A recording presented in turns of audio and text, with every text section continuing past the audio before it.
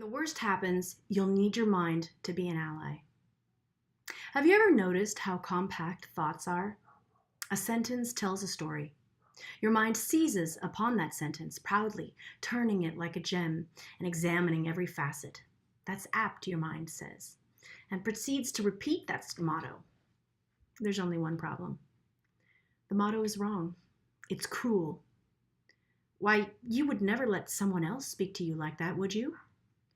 Everyone rejects you might be the motto, or you always fall down and hurt yourself, or there's no point in trying, life is a series of disappointments and then you die, or you're not young anymore, or no one cares about you. I could go on.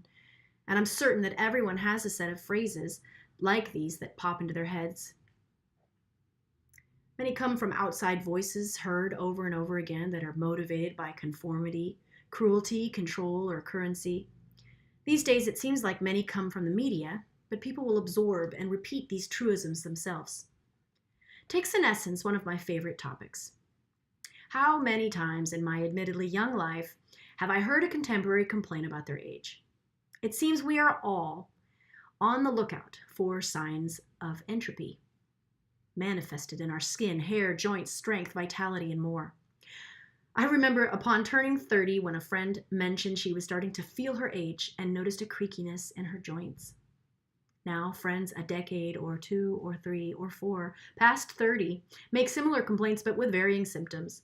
Lethargy, achiness, my whole body just hurts, athletic decline, and, one of my favorites, forgetfulness.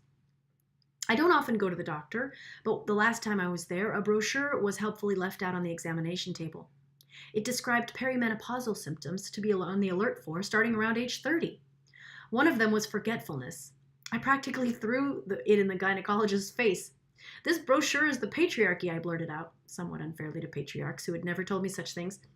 It's inconceivable to me, in the face of increasingly rewarding expertise, at least that I've grown in my skill set, to accept that it would be normal to be forgetful. Yet many women seem to repeat this trope, and if they don't attribute it to future or past menopause, they attribute it to mommy brain. One of my favorite rejoinders to mommy brain is, no one calls it CEO brain. It's the same phenomenon. Having to make decisions and delegate the actions of multiple people in multiple domains, as mommies do, is exhausting and it requires you to simplify. There's a reason executive summaries exist. They let a CEO quickly absorb information, presented in an extremely simplistic way, so that they can make a decision. If a CEO were to walk around complaining of forgetfulness, I don't imagine they'd keep the job for long. Of course, stages of life exist. There's childhood and sexual maturity, and at some point the ability to reproduce ends, while human life continues on for decades after that. There are periods where muscle growth comes easier than others. The body contains multiple systems, and at any moment if we observe decline in one of them, at least in my case, I try to come up with a plan to reinforce it. Eyesight, for example, is understood to get worse at close distances after a few decades of life due to the hardening of the lens. Interestingly, some claim you can work around this problem by exercising your eyes, learning to focus at multiple distances, enhancing your peripheral vision, being exposed to sunlight, not overworking them with 12 hours of flickering blue-lit screens at a single focal distance, etc. But most people will simply accept that their eyesight will decline as a sign of getting old, despite the fact that a vast number of old people never even need glasses. But bad posture from a sedentary life, weak eyesight from staring at screens, poor cardio health from too much leisure, these are truly minor annoyances. Let's take a worst-case scenario, disease or disaster. I gratefully admit that I have not myself faced a major disease. As the years pass, however, I have witnessed disease and death around me. I know that death awaits me. But disease presents a different problem than death because the parameters of daily life radically change. First off, there's pain, nature's way of telling us something is wrong. Or is it? Pain that's just there unbidden is a message that something's wrong, but outside of disease, it's a sign of growth. After all, we exercise to the point of pain. Athletes must learn to push themselves past pain while recognizing the signs of injury and stopping, if they can, before that happens. Next, in disease, there's the problem of treatment. You have to go deal with this obstacle, likely in multiple annoying ways, using systems, medicines, devices, and modalities that may or may not be effective. In the best case scenario, heroic medicine can cut out the cancer, reroute the arteries, fuse the bones, sew up the skin. But what of the mind? I believe in the future, we will be horrified at what passed for our understanding of the brain. One thing, however, is evident. Humans have wondered how to strengthen the mind since they began writing down their thoughts. Insecurity and cruel self-talk are minor annoyances when the body is healthy, and the only challenge is how much time you'll spend staring at the screen today. When disease hits, and worse, when it's chronic, unrelenting disease that seems to have no resolution or way out, you'll need your mind. Unfortunately, this lesson probably doesn't sink in until you know someone who's been felled by disease. Just like live like there's no tomorrow is meaningless until that day comes when the lovely boy you smiled at in the morning is killed that same afternoon. But to explore this idea further, I'm not arguing for a simplistic positive thinking cure or a guilt trip. No, what I'm saying is that dastardly cruel motto that pops into your head, origin likely unknown, is not your friend. As the bumper sticker goes, don't believe everything you think. Mindfulness studies indicate that a portion of the conscious brain is always chattering away. I believe in this verbal, visual society we live in, we're inclined to give even more importance to this chatter than before. Although ancient literature shows that it's always been true that some were strong and noble of mind, while others were weak, hateful, jealous, deceptive, or cruel. Now multiply the venality of the chatter with the indignities of disease, and you have a poisonous cocktail. Stop. Don't take another sip. Does the cocktail help? I realize misery is in itself a worldview, a comfort zone. Exiting the comfort zone of predictable misery is tricky. It will take strategy and effort. You can't think your way out. You have to imagine your way out. And it's possible you'll live a long, albeit diseased life with that mean voice unabated. In fact, many espouse a sort of vampirism, using negative emotions to thrive. And if negativity fuels change, you might want to use it.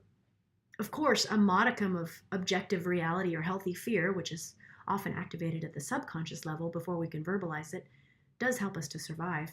But ultimately, in the amount of time you have to be alive, do you want to do it while listening to a litany of horror stories? Not being a psychologist, of course, I will admit this is all speculation. And it occurs to me that post-traumatic stress disorder is a very real risk for people who suffer disease or disaster. And treating PTSD is not easy.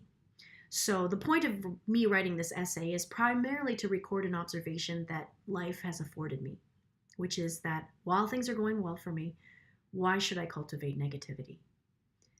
Because there's nothing worse than looking back and realizing how miserable you were when you actually had it good. Now, back to the simplistic approach. Assuming PTSD is not a factor, we've got to get in there and change these harmful beliefs. First, notice them, write them down, or share them with a friend or therapist. Interestingly, good therapists often help you develop something called unconditional positive regard, which is basically the point of this essay. At the simplest level, try reversing them, or mixing up all the words until they're nonsensical, or arguing them. No, I don't always fall down. Remember that tricky climb I did? I didn't fall down once. Or, no, I do have a loving family. My brother just called me on the phone. The work of Byron Katie, Adler, Satguru, Nisargadatta, or any of the non-duality philosophers are very helpful, I think. A slightly more positive tinged approach comes from the New Thought practitioners. Then on the other end of the spectrum, you have the Stoics. But artists and entrepreneurs are good examples too. Acceptance is one avenue for mental peace, but so is creativity. For me, just as sudden death created an awareness of life's fragility, the illnesses of those close to me gave me an insight into how much I wanted my mind to be an ally, not an enemy. Because right now, the stakes are low. But if the worst hits, I will need my mind to work with me, not against me. Like a muscle, I have to train it to reinforce the right connections. Current science believes that myelin sheaths insulate the neural pathways that you use most, building up like tree rings. Of course, my mind will resist, throwing those ugly mottos back at me. I struggle to forget some of them, the ones that I've spent years repeating to myself. But life has been kind enough to litter my path with obstacles. The trick is to learn from those teachable moments and to distract that storytelling part of the brain from excessive rumination by giving it a job. Turn it into a journalist. Ask it, what's the real story? Who are the actors? What's at stake? What if it's all a conspiracy? Is there an opportunity here? And go on living, really living, taking action, even if it's just to put pen to paper while your brain searches for the answers.